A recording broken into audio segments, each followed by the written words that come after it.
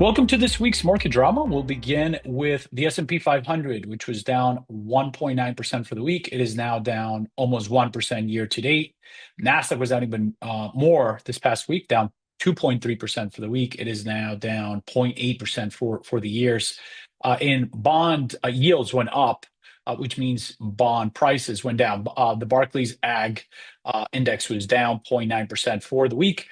Barclays Ag is now down 0.4% for the year, right? So both stocks and bonds got hurt. What are some of the drivers that led to this? Well, this past week, we had strong economic data that, to a certain extent, became too strong for the markets to take. It became a little bit of like good news became bad news. And the reason is that there's kind of a good zone of growth that doesn't become inflationary. If inflation picks up again, as we discussed, the Federal Reserve might stop lowering interest rates or even worse, right? Start to have to hike interest rates back up. So when the economic data gets a little bit too hot for versus expectations, the stock market sells off.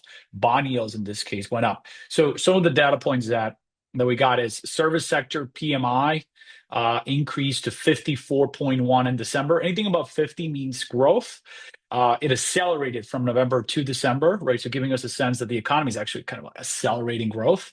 And then to reinforce that data point, we had non-farm payrolls for December this past Friday that came in at 256,000, well above the expectations of 165,000.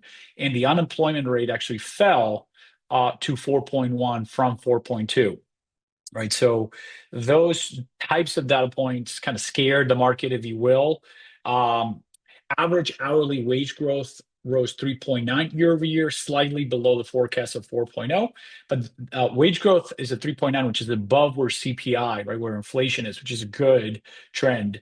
So all of this basically was reflected on yields going up, stocks selling off. The odds of further central bank rate cuts has moved lower, right? The market's now saying, if the economy is running this hot, the Fed might lower less than anticipated. So right now, government bond yields are kind of pricing in the Fed funds rate to go down only once to 4 and 4.25. Before it was expected to kind of go below 4 by the end of this year. That's not the case anymore, right? So the market's readjusting to this expectations of the Fed not cutting as much as expected.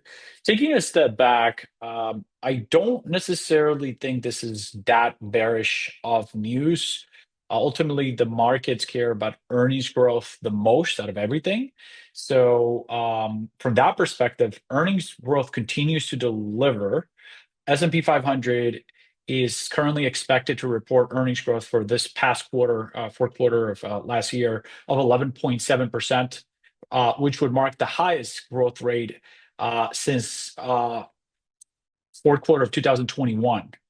Right? So if we do get that earning growth and we see that the economy is not actually decelerating, it's reaccelerating its growth, that fares well for earnings.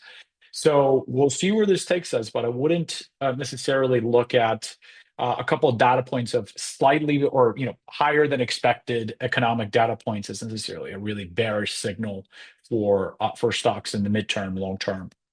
Next week, we have CPI data and retail sales data. If we do see CPI continue to reaccelerate, okay, it might change the story here. But if CPI does not reaccelerate significantly, and what we're seeing is just stronger than expected economic data, supported with strong earnings growth, I don't necessarily think the story changes dramatically from what we've seen in the last year or so. That is it for this week. Stay tuned for next week.